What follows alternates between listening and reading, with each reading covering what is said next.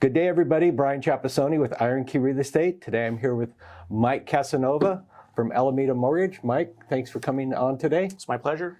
So today we're offering a realtor's perspective of the home buying process. I feel it's very important today to get the lender's version in it.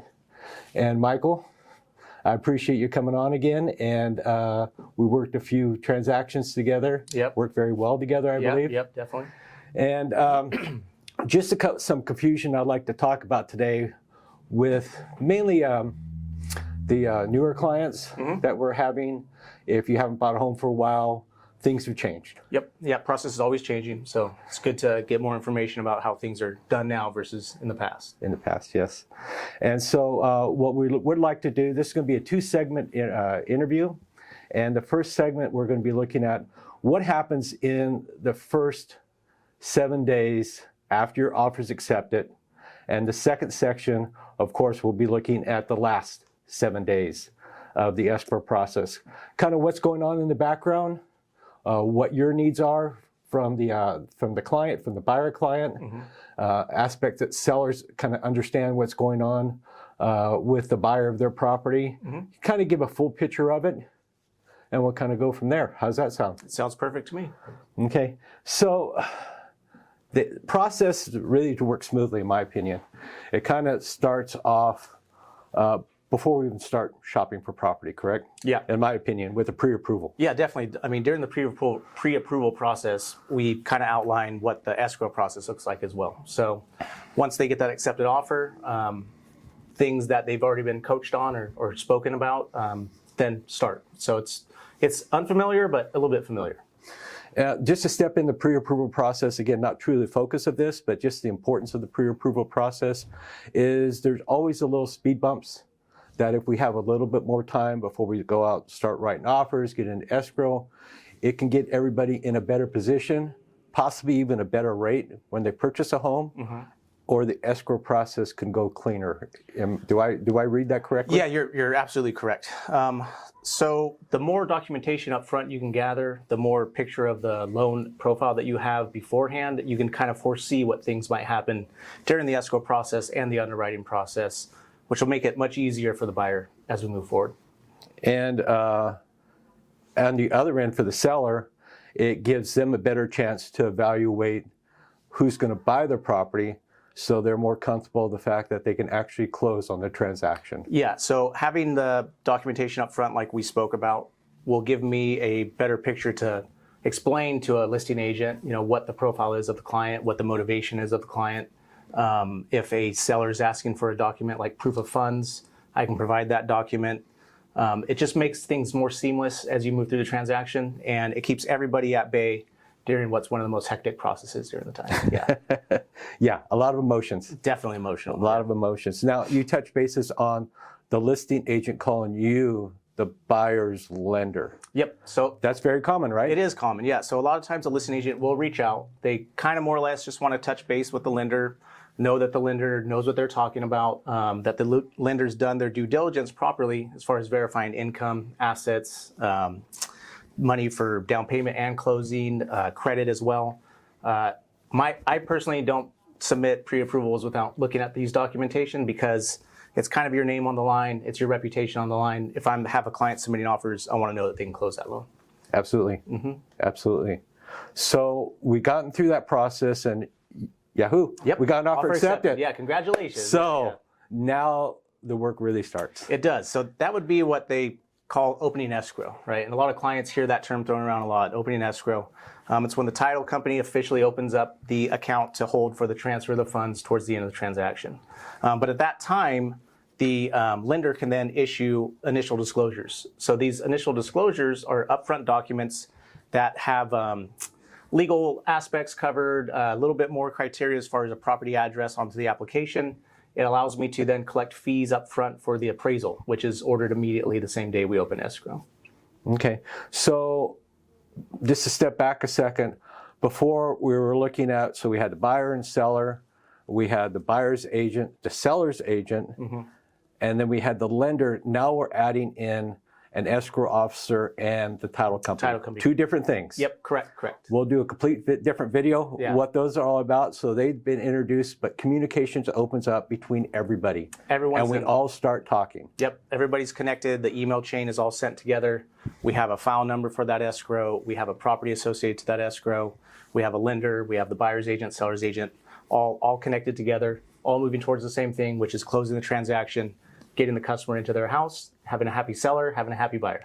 Yeah. So we're going through that process, and as we're going through that process, you mentioned initial disclosures. Yep. So with initial disclosures, people are seeing what the fees are going to be. Yeah, definitely. For the actual purchase of the property or closing costs. Yep. Lenders' closing costs are going to look like. They're also estimated a possible, and we'll get back to that later when we talk about rate locks, but a proposed rate. It's not a locked in interest rate, it's a proposed rate. Yep, correct. Can you talk a little bit about that process in a little more in depth? Yeah, definitely. So in the set of initial disclosures is a document called a loan estimate. That loan estimate, or LE, you'll hear lenders say, we use a lot of acronyms, can't be generated until there is an actual accepted offer, RPA, on a property. That loan estimate will have an outline of those fees. It will give an estimate of the rate. If it's locked, then it's more of a concrete idea of what the fees would be charged for what that interest rate is. And like you said, we can touch a little bit more over locking rate and points and things like that.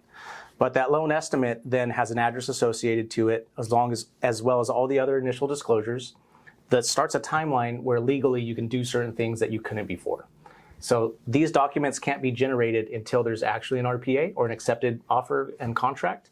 That's why as soon as that happens and escrow is open, they're the first documentation to push out to that borrower. So as a lender, I'll reach out to the customer. I'll let them know, congratulations, first off. You'll be getting some initial disclosures sent out to you. And we say initial because a lot of those things aren't completely dialed in. When we get to the end of the stage, there's another document that's released, which will have those fees and closing cost and everything else completely dialed, because portion of them are dictated by the escrow company. So the lender will bounce back and forth with the escrow company. Until then, we've used an approximation. It's decent, it's not the best, but we don't have things like, I don't know, property taxes dialed in because we don't know where the property is going to be at.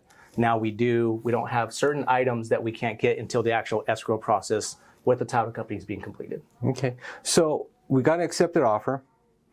You're working on the file. This estimate that's going to be coming out, how many days roughly can the buyer expect to see that? Yeah.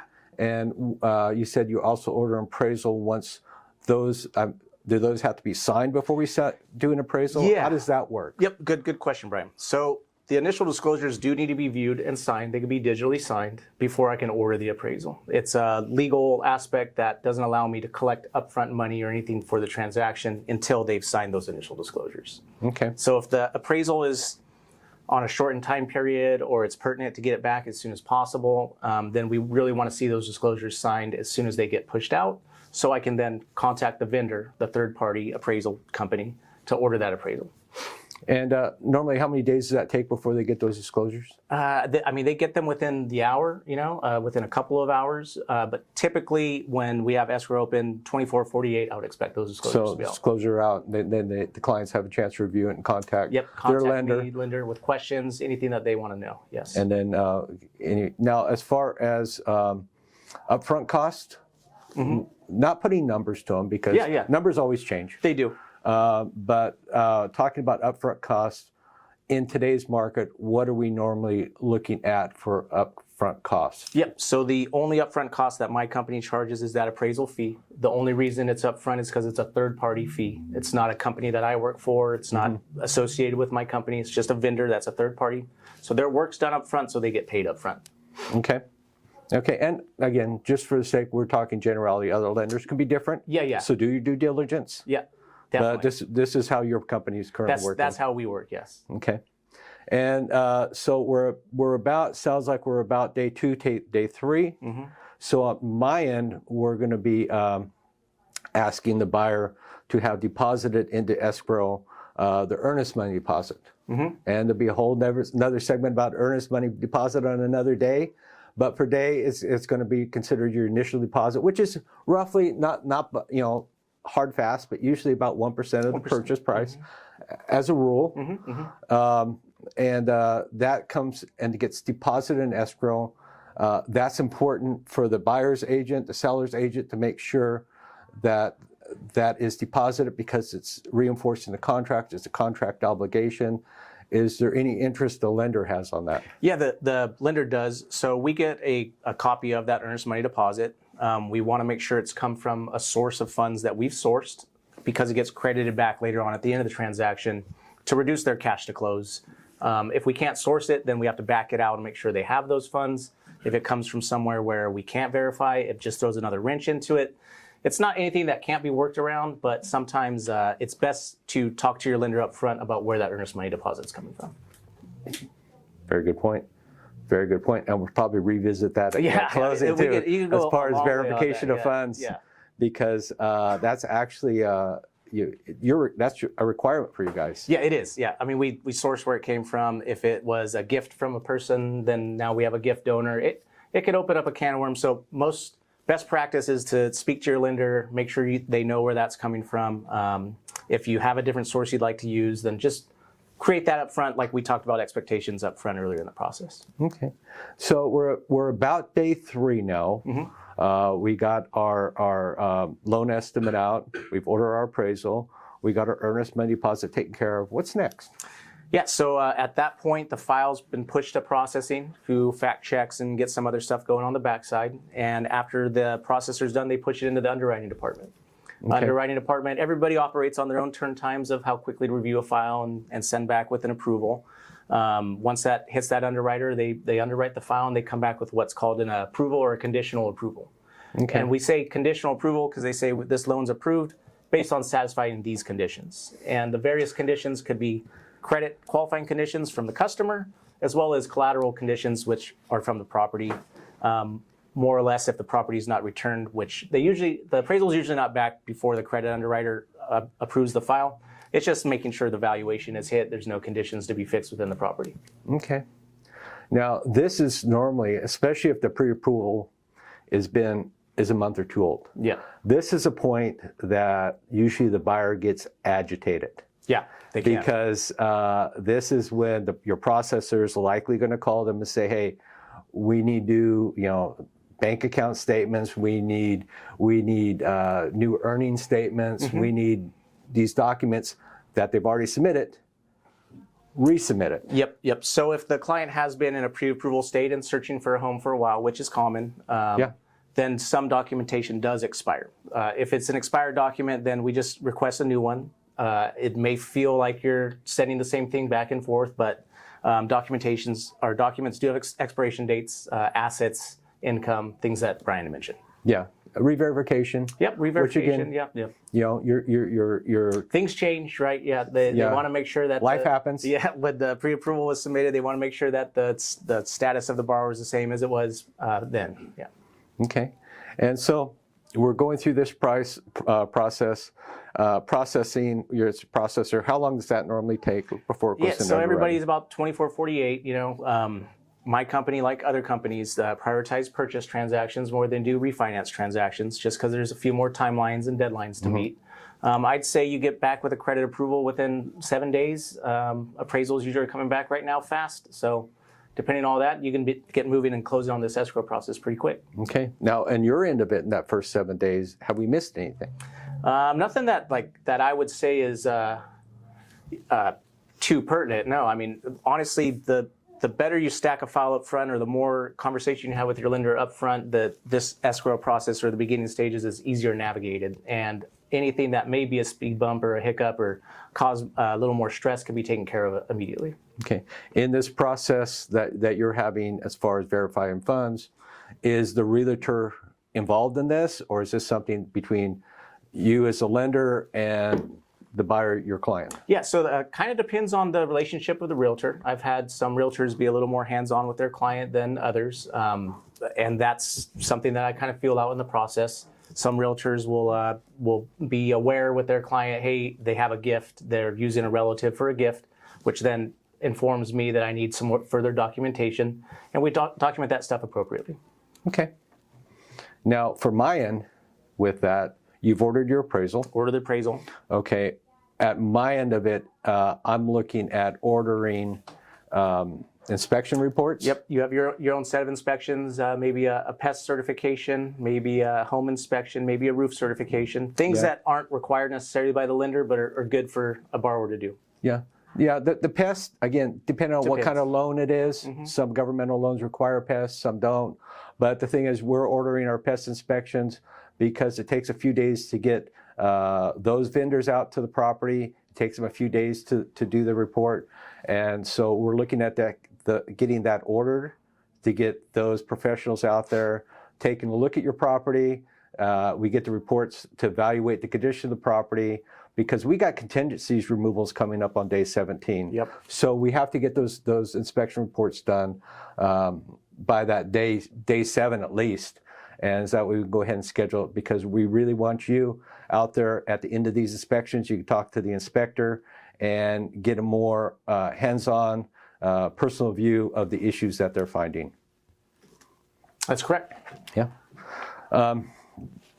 Anything else you want to mention regarding the first 7 days? No, I think that covered it pretty good for the first 7 days. If there's any nuance, it'd be just in particular with a certain loan type. But for the most broad-based loan and highest overview of a general transaction, that's a pretty standardized start. Sounds good. Sounds good. Now, thank you for viewing this. We really appreciate your time. What Michael and I are trying to do is to give you some idea of what's going on in the first 7 days. There's going to be little nuances. There likely will be a few surprises.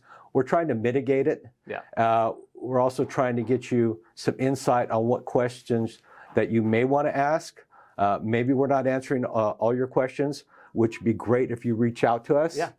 Give us a call so we can maybe readjust the content, answer your questions, and we really appreciate your time. Thank you very much. We'll be doing the second segment shortly. And again, thank you for your time. Really appreciate you watching us. We will have the full interview on YouTube. We really would appreciate a thumbs up, comment in the comment section, and also please subscribe. And we look forward to helping you out.